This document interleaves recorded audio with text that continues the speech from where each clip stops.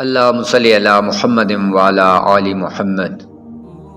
بسم اللہ الرحمن الرحیم۔ پیارے ناظرین گرامی، آج میں آپ کے سامنے قارون کا عبرتناک واقعہ پیش کرنے جا رہا ہوں، جس نے حضرت موسیٰ علیہ السلام پر بدچلن عورت کا الزام لگایا اور زکوٰۃ دینے سے انکار کیا، غرور و تکبر کیا۔ اللہ تعالیٰ نے اس کو مال اور دولت بے انتہا دیا تھا، اس نے تکبر کیا اور پھر اللہ تعالیٰ نے اسے زمین میں دسا دیا اور دنیا کے لیے عبرت کا نشان بن کے رہ گیا۔ قارون حضرت موسیٰ علیہ السلام کے چچا یسیر کا بیٹا تھا، خوبصورت اور حسین شکل کا آدمی تھا، بنی اسرائیل میں تورات کا سب سے بہتر قاری تھا، نداری کے زمانے میں نہایت ہی عاجزی کرنے والا اور بااخلاق تھا۔ دولت ہاتھ آتے ہی اس کا حال تبدیل ہوا اور یہ بھی سامری کی طرح منافق ہو گیا۔ کہا گیا ہے کہ فرعون نے اسے بنی اسرائیل پر حاکم بنا دیا تھا۔ اس اعتبار سے یہ اسرائیلی ہو کر بھی ظالم فرعون کا ظالم ساتھی تھا کہ فرعون بنی اسرائیل پر ایسے آدمی ہی کو مقرر کرتا جو باصورت اس کے ساتھ وفادار ہوتا اور اس کے مفادات کی نگرانی کرتا۔ اللہ تعالیٰ نے اسے اتنے خزانے دیے تھے کہ ان کی چابیاں اٹھانا ایک طاقتور جماعت پر بھاری پڑتا۔ اس زمانے میں مال و دولت کی حفاظت کے لیے بڑے بڑے کمرے بنائے جاتے تھے، جس پر بھاری تالے اور پیچیدہ قسم کی چابیاں ہوتی۔ جب اس سے بنی اسرائیل کے مومن حضرات نے کہا، جیسے سورہ القصص کی آیت نمبر 76 اور 77 میں موجود ہے، اتراؤ نہیں، بے شک اللہ اترانے والوں کو پسند نہیں کرتا، اور جو مال تجھے اللہ نے دیا ہے اس کے ذریعے آخرت کا گھر طلب کر اور دنیا سے اپنا حصہ نہ بھول، اور احسان کر جیسا اللہ نے تجھ پر احسان کیا، اور زمین میں فساد نہ کر، بے شک اللہ فسادیوں کو پسند نہیں فرماتا۔ تو قارون نے جواب دیتے ہوئے کہنے لگا، جیسا کہ سورہ القصص کی آیت نمبر 78 میں ہے، یہ تو مجھے ایک علم کی بنا پر ملا ہے جو میرے پاس ہے۔ یہ علم کیمیا قارون نے حضرت موسیٰ علیہ السلام سے حاصل کیا تھا، اور اس کے ذریعے سے ایک نرم دھات کو چاندی اور تانبے کو سونا بنا لیتا تھا۔ قارون کا خیال تھا کہ چونکہ میرے پاس علم، زور جماعت بہت کافی ہے، اس لیے مجھے کوئی نقصان نہیں پہنچا سکتا، اور یوں خدائی گرفت کو بھی بھلا بیٹھا۔ ایک مرتبہ قارون حضرت موسیٰ علیہ السلام کے خلاف اپنا جیتھا بڑھانے اور لوگوں میں مرعوب و متاثر کرنے کے لیے اپنا جاؤ جلال، شان و شوکت، زیب و زینت کے ساتھ بڑے طمطراق سے اس طرح نکلا کہ سونے، چاندی اور ریشمی لباسوں کی کثرت تھی، اور اعلیٰ درجے کے لباس زین تن کیے ہوئے خدام ساتھ تھے۔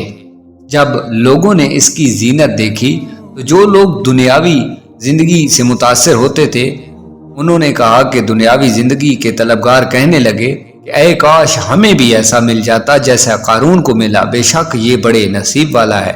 یہ وہی کیفیت ہے جو آج بھی مالدار اور خوشحال لوگوں کو دیکھ کر دنیا کے طلبگاروں کے دل میں پیدا ہوتی ہے، اور وہ آہیں بھرتے حسرتوں میں جلتے اور آرزویں پالنے لگتے ہیں کہ ہائے فلاں کتنا خوش نصیب ہے کہ اتنی گاڑیوں بنگلوں کا مالک ہے، اے کاش کہ ہمارا بھی ایسا نصیب ہوتا۔ قارون اور اس کے گھر کو زمین میں دسانے کا جو واقعہ ہے، سیرت اور واقعات بیان کرنے والے علماء نے یہ ذکر کیا ہے کہ حضرت موسیٰ علیہ السلام نے بنی اسرائیل کو دریا کے پار لے جانے کے بعد قربانیوں کا انتظام حضرت ہارون علیہ السلام کے سپرد کر دیا تھا۔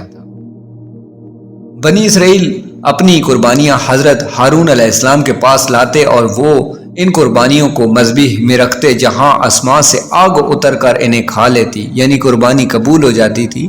قارون کو حضرت ہارون علیہ السلام کہ اس منصب پر حسد ہوا۔ اس نے حضرت موسیٰ علیہ السلام سے کہا کہ رسالت تو آپ کی ہے اور قربانی کی سرداری حضرت ہارون علیہ السلام کی ہے، تو میں کچھ بھی نہیں رہا، حالانکہ میں تورات کا بہترین قاری ہوں، میں اس پر صبر نہیں کر سکتا۔ حضرت موسیٰ علیہ السلام نے اسے فرمایا کہ یہ منصب حضرت ہارون علیہ السلام کو میں نے خود نہیں دیا بلکہ اللہ تعالیٰ کے حکم سے دیا گیا۔ قارون نے کہا، خدا کی قسم میں آپ کی تصدیق نہ کروں گا جب تک آپ مجھے اس بات کا ثبوت نہ دکھا دیں۔ اس کی بات سن کر حضرت موسیٰ علیہ السلام نے بنی اسرائیل کے سرداروں کو جمع کیا اور ان سے فرمایا کہ اپنی لاٹھیاں لے آؤ۔ وہ لاٹھیاں لے آئے تو حضرت موسیٰ علیہ السلام نے ان سب کو اپنے خیمے میں جمع کیا اور رات بھر بنی اسرائیل ان لاٹھیوں کا پہرا دیتے رہے۔ صبح ہوئی تو حضرت ہارون علیہ السلام کا عصا سرسبز اور شاداب ہو گیا، اس میں پتے نکل آئے۔ حضرت موسیٰ علیہ السلام نے فرمایا، اے قارون، تو نے یہ دیکھا؟ قارون نے کہا، یہ آپ کے جادو سے کچھ عجیب نہیں۔ حضرت موسیٰ علیہ السلام اس کے ساتھ اچھی طرح پیش آتے رہے، لیکن وہ آپ کو ہر وقت ایذا دیتا رہا۔ اس کی سرکشی اور تکبر اور حضرت موسیٰ علیہ السلام کے ساتھ عداوت دم بدم ترقی پر تھی۔ ایک مرتبہ قارون نے ایک مکان بنایا جس کا دروازہ سونے کا تھا اور اس کی دیواروں پر سونے کے تختے نصب کیے۔ بنی اسرائیل صبح اور شام اس کے پاس آتے، کھانے کھاتے، باتیں بناتے اور اسے ہنسایا کرتے تھے۔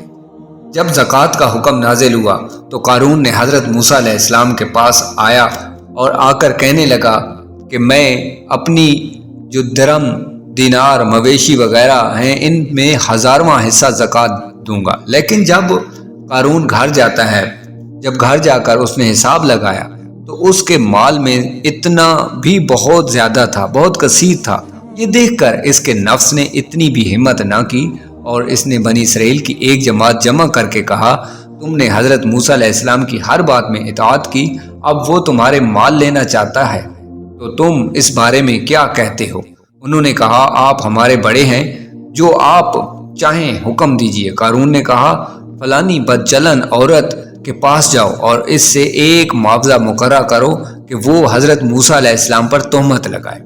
ایسا ہوا تو بنی اسرائیل حضرت موسیٰ علیہ السلام کو چھوڑ دیں گے۔ چنانچہ قارون نے اس عورت کو کثیر مال اور بہت سے عمدہ وعدے کر کے یہ تہمت لگانے پر تیار کر لیا، اور دوسرے دن بنی اسرائیل کو جمع کر کے حضرت موسیٰ علیہ السلام کے پاس آیا اور کہنے لگا کہ بنی اسرائیل آپ کا انتظار کر رہے ہیں کہ آپ انہیں واعظ اور نصیحت فرمائیں۔ حضرت موسیٰ علیہ السلام تشریف لے آئے اور بنی اسرائیل میں کھڑے ہو کر آپ نے فرمایا کہ اے بنی اسرائیل، جو چوری کرے گا اس کے ہاتھ کاٹے جائیں گے، جو بہتان لگائے گا اسے 80 کوڑے لگائے جائیں گے، جو زنا کرے گا اگر اس کی بیوی نہیں تو اسے 100 کوڑے مارے جائیں گے، اور اگر بیوی ہے تو اسے سنسار کیا جائے گا یہاں تک کہ وہ مر جائے۔ یہ سن کر قارون کہنے لگا، یہ حکم سب کے لیے ہے، خواہ آپ ہی ہوں؟ تو حضرت موسیٰ علیہ السلام نے فرمایا، خواہ میں ہی کیوں نہ ہوں۔ قارون نے کہا، بنی اسرائیل کا خیال ہے کہ آپ نے فلاں بدکار عورت کے ساتھ بدکاری کی ہے۔ حضرت موسیٰ علیہ السلام نے فرمایا، اس سے بلاؤ۔ وہ آئی تو آپ علیہ السلام نے فرمایا، اس کی قسم جس نے بنی اسرائیل کے لیے دریا پھاڑا اور اس میں راستے بنائے اور تورات نازل کی، تو جو بات ہے سچ ہے وہ کہہ دے۔ وہ عورت ڈر گئی اور اللہ تعالیٰ کے رسول پر بہتان لگا کر انہیں ایذا دینے کی جرات اس وقت اس عورت کو نہ ہوئی۔ اس نے اپنے دل میں کہا کہ اس سے توبہ کرنا بہتر ہے۔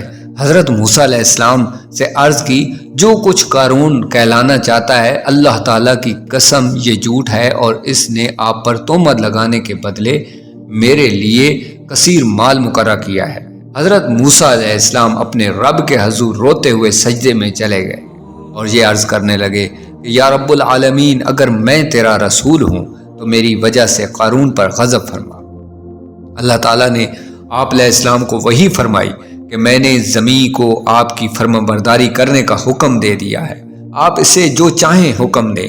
حضرت موسیٰ علیہ السلام نے بنی اسرائیل سے فرمایا، اے بنی اسرائیل، اللہ تعالیٰ نے مجھے قارون کی طرف بھی اس طرح رسول بنا کر بھیجا ہے جیسے فرعون کی طرف بھیجا تھا، لہٰذا جو قارون کا ساتھی ہو وہ اس کے ساتھ اس کی جگہ ٹھہرا رہے، اور جو میرا ساتھی ہو وہ اس سے جدا ہو جائے۔ یہ سن کر سب لوگ قارون سے جدا ہو گئے اور 2 شخصوں کے علاوہ کوئی قارون کے ساتھ نہ رہا۔ پھر حضرت موسیٰ علیہ السلام نے زمین کو حکم دیا کہ انہیں پکڑ لے، تو وہ لوگ گھٹنوں تک دھنس گئے۔ پھر آپ نے یہی فرمایا تو وہ کمر تک دھنس گئے۔ آپ یہی فرماتے رہے حتیٰ کہ لوگ گردنوں تک دھنس گئے۔ اب بات یہاں تک پہنچ گئی کہ آپ علیہ السلام نے اس طرف توجہ نہ فرمائی یہاں تک کہ وہ لوگ بالکل دھنس گئے اور زمین برابر ہو گئی۔ حضرت قتادہ رضی اللہ تعالیٰ عنہ فرماتے ہیں کہ وہ لوگ قیامت تک دھنستے ہی چلے جائیں گے۔ بنی اسرائیل نے قارون اور اس کے ساتھیوں کا حشر دیکھ کر کہا کہ حضرت موسیٰ علیہ السلام نے قارون کے مکان اور اس کے خزانے اور اموال حاصل کرنے کے لیے اس کے خلاف دعا کی ہے۔ یہ سن کر آپ نے اللہ تعالیٰ سے دعا کی اور اس کا مکان اور اس کے خزانے، قارون کے خزانے، مال اور اموال سب زمین میں دس جاتا ہے۔ قرآن مجید میں اس بارے میں ارشاد ہے، سورہ القصص کی آیت نمبر 81 میں، تو ہم نے اسے اور اس کے گھر کو زمین میں دھسا دیا تو اس کے پاس کوئی جماعت نہ تھی جو اللہ کے مقابلے میں اس کی مدد کرتی اور نہ وہ خود اپنی مدد کر سکا۔ جو لوگ قارون کے مال اور دولت دیکھ کر اس کے خواہشمند تھے، جب انہوں نے قارون کا عبرت ناک انجام دیکھا تو وہ اپنی اس آرزو پر نادم ہو کر کہنے لگے، جیسے سورہ القصص کی آیت نمبر 82 میں ہے، عجیب بات ہے کہ اللہ اپنے بندوں میں سے جس کے لیے چاہتا ہے رزق وسیع کرتا ہے اور تنگ فرماتا ہے۔ اگر اللہ ہم پر احسان نہ فرماتا تو ہمیں بھی دھسا دیتا۔ بڑی عجیب بات ہے کہ کافر کامیاب نہیں ہوتے۔ قارون کے حالات اور اس کے عبرت ناک انجام میں اپنے مال اور دولت کی کثرت پر غرور و تکبر کرنے، دنیا کو آخرت پر ترجیح دینے، گناہ اور ظلم اور زیادتی کے ذریعے زمین میں فساد پھیلانے والوں کے لیے بڑی عبرت اور نصیحت ہے کہ یہ اعمال جہاں دنیاوی بربادی کا سبب بن سکتے ہیں، وہیں آخرت کی تباہی اور جنت جیسی عظیم ترین نعمت سے محرومی کا بھی ذریعہ ہے۔